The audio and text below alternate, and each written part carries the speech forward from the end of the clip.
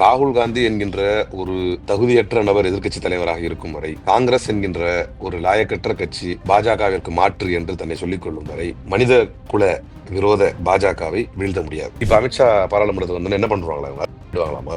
என்ன பண்ணிடுவாங்க? இதெல்லாம் டைவர்ஷனல் டாக்டிக்ஸ் இதெல்லாம். ஐயோ, ராகுல் காந்தி கேள்வி கேட்டோன்னே உடனே அமித்ஷா ரிசைன் பண்ணிட்டு போயிருவாரா? மாணவர்களுடைய சிஜேபியுடைய ப்ராட்டஸ்ட் என்ன செய்தியை சொல்ல வருது தெரியுமா? அமித்ஷா இப்ப வராம இருக்காது, அது ஒரு நாடகம். மாணவர்கள் மீது பெல்லட் குண்டு வீசியது எவ்வளவு மோசமோ, இதை விட 10 மடங்கு மோசமானது மணிப்பூர் பற்றி எரிந்தது. காங்கிரஸ் ஒரு லாயக்கில்லாத கட்சி. அந்த கட்சியை வச்சுக்கிட்டு நீங்க அமித்ஷாவுடைய செயல்பாடுகள் காரணம் ஏமாற்றுகிறார் அமித்ஷா. பாரதிய ஜனதா கட்சி ஒரு மனிதகுல விரோதி கட்சி என்றால் காங்கிரஸ் ஒரு லாயக்கற்ற கட்சி. காங்கிரஸை வைத்துத்தான் பாஜக வாழ்ந்து கொண்டிருக்கிறது. காங்கிரஸை வைத்துத்தான் பாஜக வந்து இவர்களை காட்டி தான் இவங்களுக்கு நாங்க தான் மாற்று என்று வாழ்ந்து கொண்டிருக்கிறார்கள். RSS எடுத்தா ஒரு சின்ன சரிவு அங்கங்க எங்கேயாவது யூபியில அப்ப அந்த மாதிரி அயோத்தியால நடக்கும். மற்றபடி ஜெயிச்சிடலாம் எடுத்துக்கலாமா? இதெல்லாம் செட்டிங்க. இவனுக்கு அவனை விட்டா வழி இல்லை, அவனுக்கு இவனை விட்டா வழி இல்லைன்னு தாவேகாவை நம்பி இப்படி முட்டாள்தனமாக முடிவெடுக்கும் போது இனி பாஜகவை வீழ்த்துவதற்கு காங்கிரஸை நம்பி பயனில்லை என்று திமுக காரர்கள் 100% எப்போ முடிவெடுத்துட்டாங்க.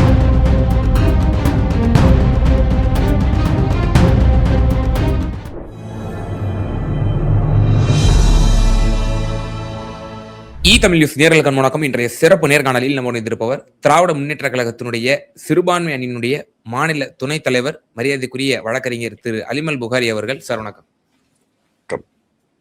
இப்போ பார்லிமெண்ட் செஷன் முடிவடைஞ்சிருக்கு.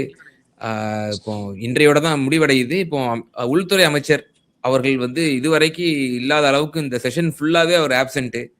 என்ன சொன்னாரு நேற்று தினம் பிரஸ் மீட்ல, 3 மணிக்கு நான் வர்றேன், என்ன கேள்வினாலும் கேளுங்க, நான் வந்து அதற்கு பதில் சொல்லுவேன் அப்படின்ற மாதிரி சொல்லியிருந்தாங்க. எதிர்கட்சிகளும் அவர் ரெசிக்னேஷனை வந்து வலியுறுத்துறாங்க. பின்னணியில் RSSமே வந்து பாஜகவை ஒரு எச்சரிப்பது போல இந்த ஜென் ஆல்பாவுடைய ப்ரொட்டஸ்ட சுட்டி காட்டி நீங்க அவங்களுடைய குரல்களை கேட்கணும் அப்படிங்கிற மாதிரி RSS சீஃப் மோகன் பாகவத் கூட சொல்லியிருந்தாரு. ஸோ இப்போ அமித்ஷாவுடைய இந்த ஆப்சன்ஸ், இப்போ திடீர்னு கடைசி நாள்ல நான் வர்றேன் அப்படின்னு சொல்றது, இதனுடைய பின்னணி அரசியல் எப்படி பாக்குறீங்க? ஏமாற்று அரசியல்.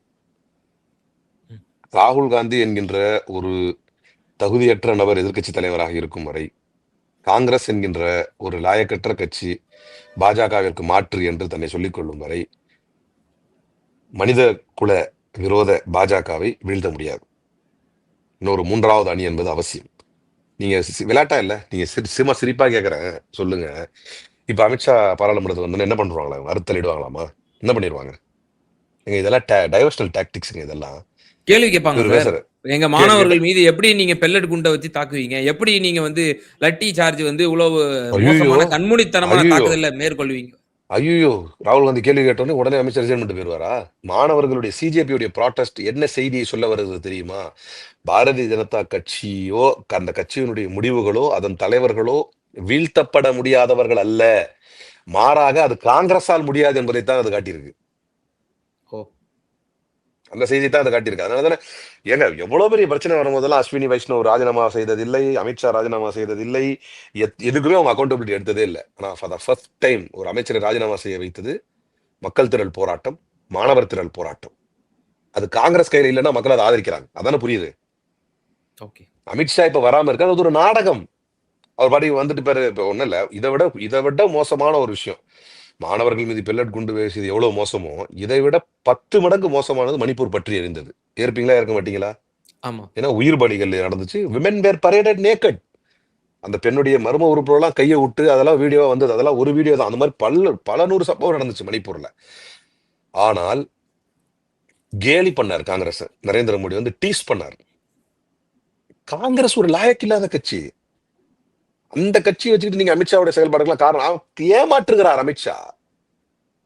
பாரதிய ஜனதா கட்சி ஒரு மனிதகுல விரோதி கட்சி என்றால் காங்கிரஸ் ஒரு லாயக்கற்ற கட்சி. அவ்வளவுதான். இதை எதிர்க்கிறதுக்கான ஆற்றல் அவங்க கிட்ட இல்ல. ராகுல் காந்தி பேசுறாரு, we demand explanation, we want that, we want this அப்படிங்கிறாரு. when I say we, it means the youth of this nation அப்படிங்கிறாரு. தலைவனுக்கு வயசு 56, என்ன அமித்ஷாக்கு வயசு 61. பெரிய வித்தியாசமா இல்ல. அதனால ஒரு பெரிய வித்தியாசம்லாம் இல்ல. மக்கள் வந்து இனிமேலும் ராகுல் காந்தியையும் காங்கிரஸையும் நம்புவதற்கு தயாரில்லை, டு பி கிளியர். அதனால இந்த அமித்ஷாவுடைய ஆப்சன்ஸ் எல்லாம் அவங்களா கிரியேட் பண்ணிக்கிற பில்டப் தானே தவிர அமித்ஷா ராஜினாமா செய்ய வேண்டும் என்றால் அதற்கு காங்கிரஸ் அல்லாத ஒரு வலுவான மூன்றாவது அணி அமைய வேண்டும்.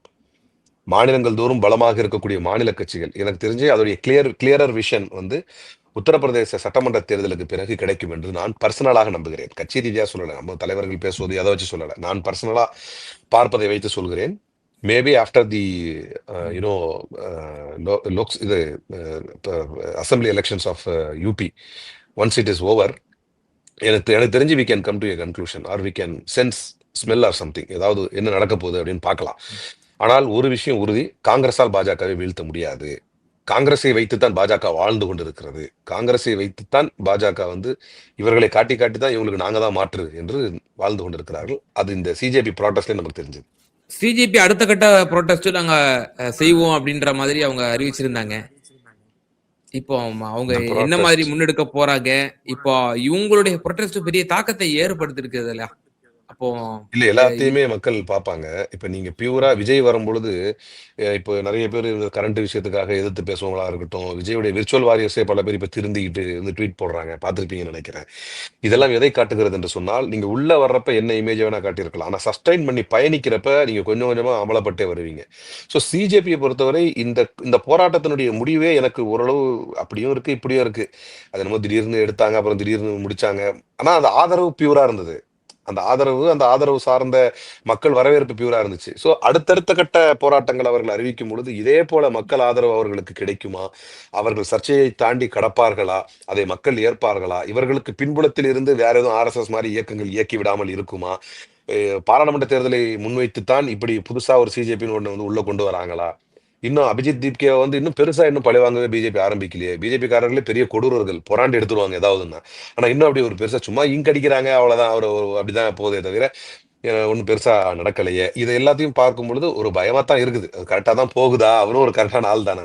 பட் எல்லாத்தையுமே சந்தேக கண் கொண்டு பார்த்துட்டு இருந்தா அப்புறம் எதைத்தான் செய்யறது அப்படிங்கிற ஒரு கவலையும் இருக்கு. Let us see. ஆனா அந்த போராட்டத்தை வெறும் அபிஜித் தீப்கே மட்டும் கொண்டு போகல, சிஜேபி மட்டும் கொண்டு போகல, மாணவர்கள் முன் வந்து கொண்டு போனாங்க.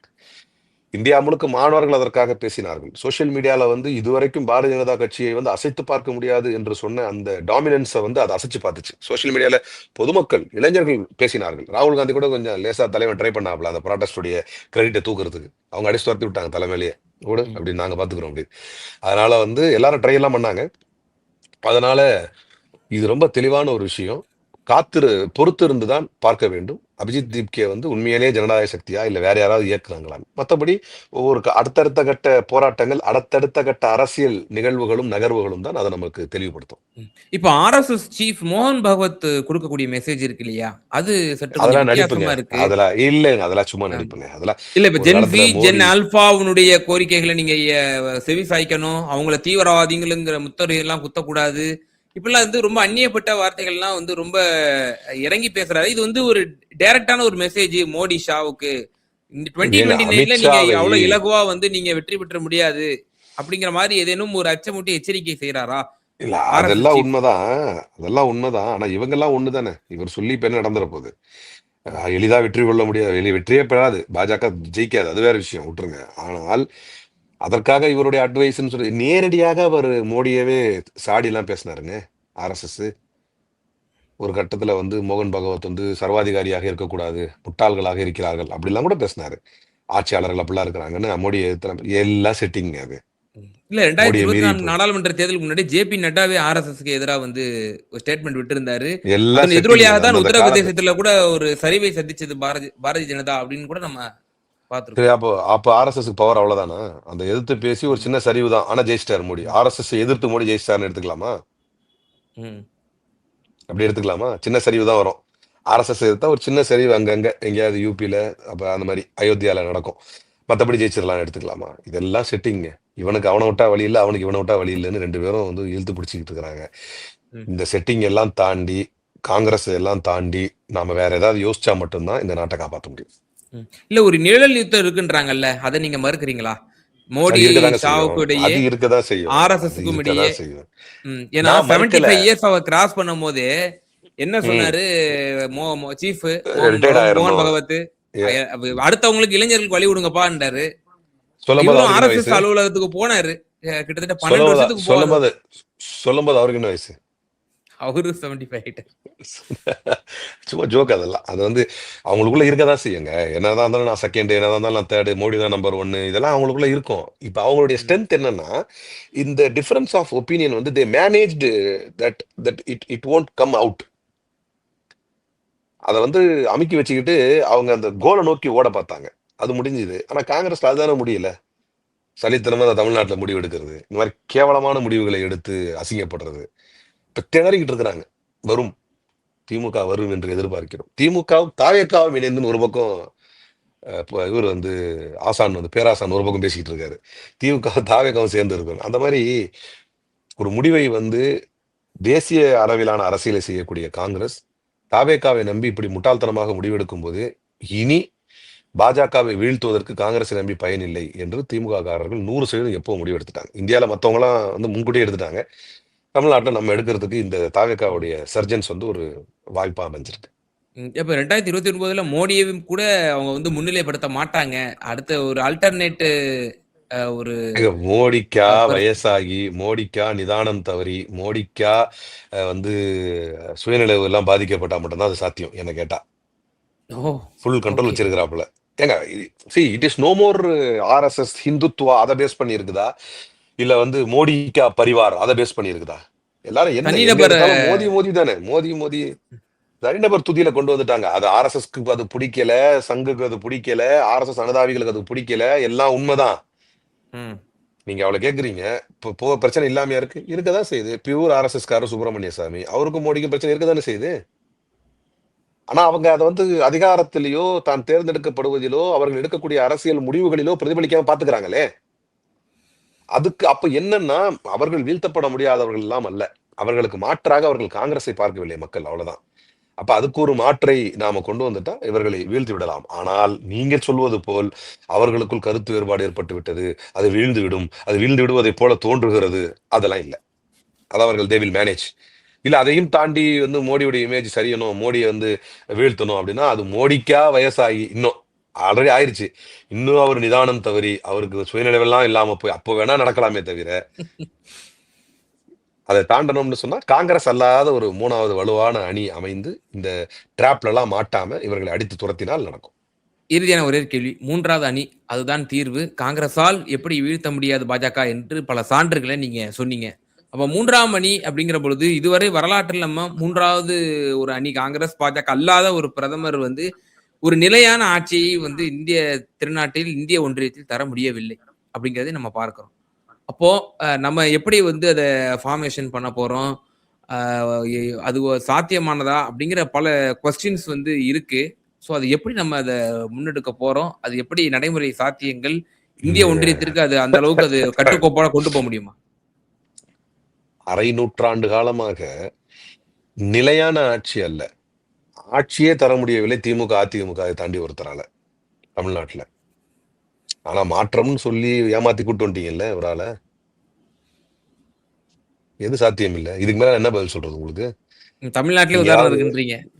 தமிழ்நாட் தமிழ்நாட்டுல பெர்ஃபெக்ட் விட இன்னும் பெர்ஃபெக்ட் ஸ்கொயர் எக்ஸாம்பிள் இது. ஏன்னா நீங்க சொல்றது காங்கிரஸ், பாஜகவை தாண்டி வந்தவர்களால் ஆனா வந்திருக்கிறாங்க.